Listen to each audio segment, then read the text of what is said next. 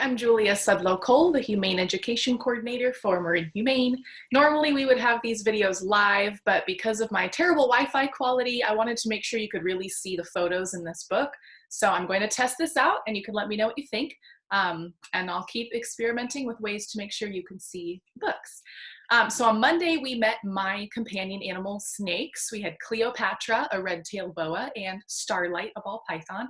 And Starlight is going to read with me today just because she's easier to wear so you can see her. And our book today, as you can see, is called Verdi. And this is about a snake that doesn't want to grow up, which I'm sure a lot of us can relate to when we're young and as we get older. So I will read you this story and we won't have too many questions to go with it today, but that's what it is. So let's read about Verdi, who is what we call an emerald tree boa. Very pretty. All right, Verdi.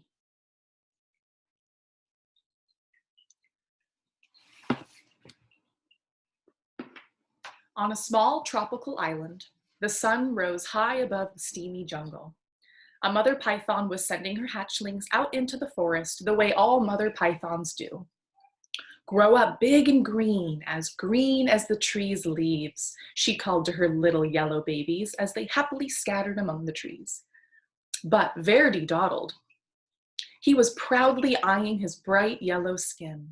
He especially liked the bold stripes that zigzagged down his back. Why the hurry to grow up to be big and green, he wondered.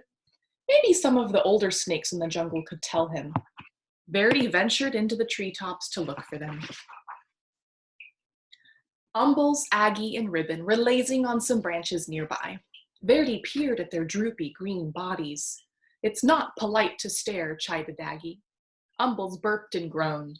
It's taken nearly 4 weeks for that last lizard to digest. I surely do like lizards, but lizards don't like me. Why don't lizards like you? Asked Verdi. Don't interrupt, Umbles grumbled. Dear me, whined Aggie. If I don't shed soon, this itchy skin will drive me bananas. Verdi tapped a tune with his tail as he waited to speak. Stop that, Verdi. It makes me nervous, Ribbon complained. Besides, you'll never grow up to be properly green, always interrupting and constantly fidgeting.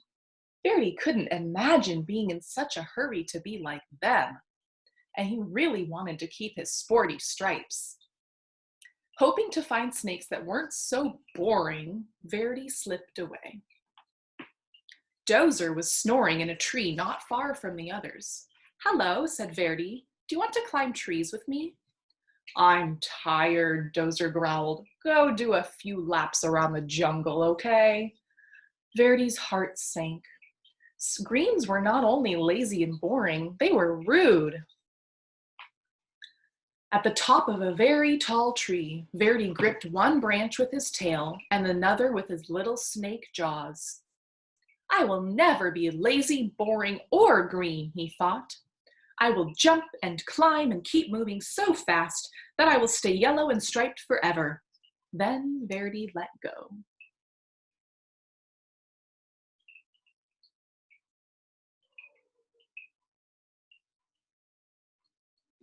From a distance, the greens watched. Oh my, they chorused. Ribbon shook his head. At this rate, he'll be lucky to make it to his first molt. Aggie nodded. It's more likely he'll put an eye out on a branch. Umbles moaned. He may not live to turn green. But one day, Verdi's skin began to peel, revealing a pale green stripe stretching along his whole body. Ack! He gasped. How can this be? I'm the speediest snake in the jungle, and I'm still turning green. He raced down to the river, grabbing a mouthful of rough leaves. Verdi flung himself into the water. If I can't run this green off, I'll scrub it off, he thought.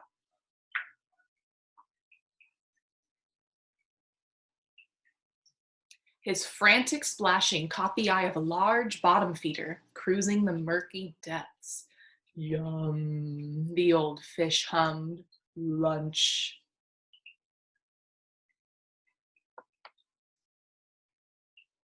Before the fish could haul Verdi under, the frightened snake bit him on the nose. Ah, pooh! With a blast of his rubbery lips, the great fish sneezed, sending Verdi into the air. Slapping onto the soggy shore, Verdi skidded out of reach. Whew, that was close, he sputtered.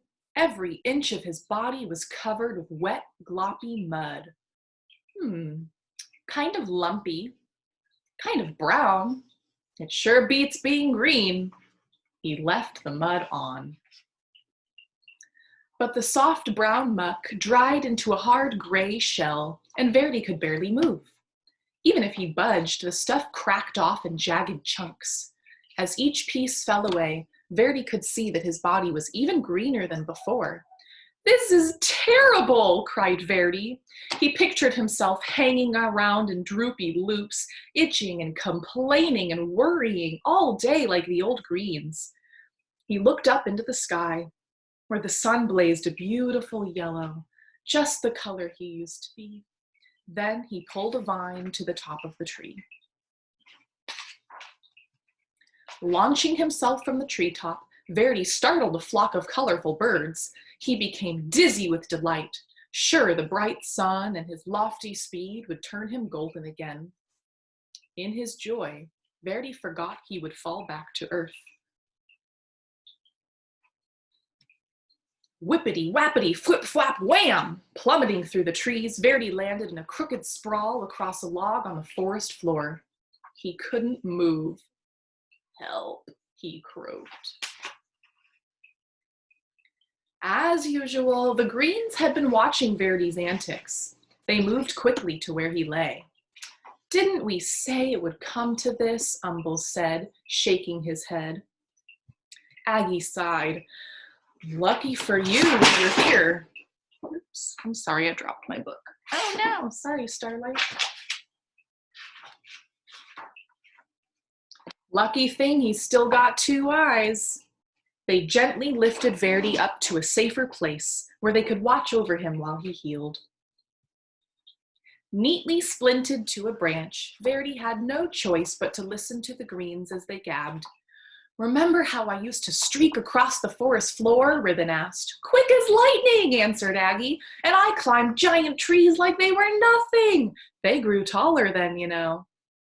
"The things I dared to run down and swallow," Umbles bragged.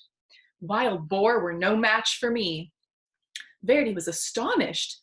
"You used to run and climb and hunt giant pigs? What happened?" "Ribbon crashed, just like you," Aggie replied. "I took a terrible fall and almost put an eye out.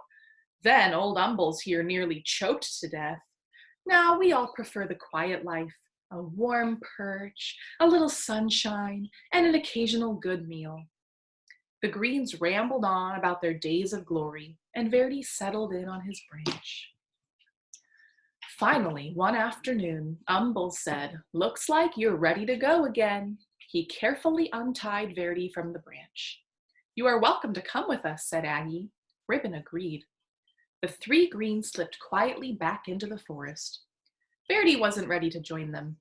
He wasn't sure where he wanted to go, so he decided to just stretch and stay put until the sun went down. He listened to the forest come alive.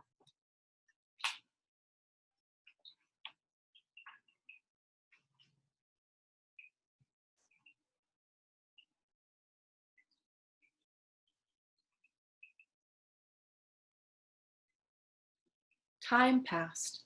The sun and moon took turns in the sky. Verdi marveled as the full moon grew thinner every night. Then he watched patiently as it slowly grew round again. He wondered why he hadn't noticed that before.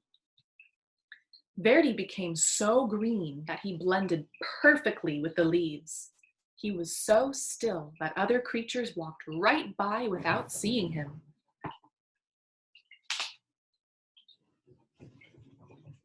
One fine morning, as Verdi basked in the sunshine, 2 small yellow snakes approached.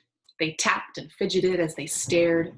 "Get a load of that old green guy," one of them whispered. "Do you think he ever moves?" The other snickered. "I seriously doubt it." They're just like I used to be, thought Verdi, and I'm now what I was afraid to be. He looked at his big green body and slowly smiled. How would you like to climb trees with me? He asked. With you? The yellows were astounded. I'll even show you my fancy figure eight, Verdi replied, though he was a little worried about putting an eye out. With practice, the three snakes performed a perfect triple figure eight. Leaping and looping with his little striped friends, Verdi laughed. I may be big and very green, but I'm still me. And that's the end. Well, I hope you like hearing a little bit about snakes. And if you missed Monday's video, you can go back and look for Meet an Animal Monday, snakes, and meet Starlight here and her sister Cleopatra up close. And I like Starlight because she has a lot of that yellow that Verdi had when he was first born. All right, so I hope you enjoyed our story, and stay tuned every week for meeting more animals on Monday and reading a story on Wednesday. All right, I hope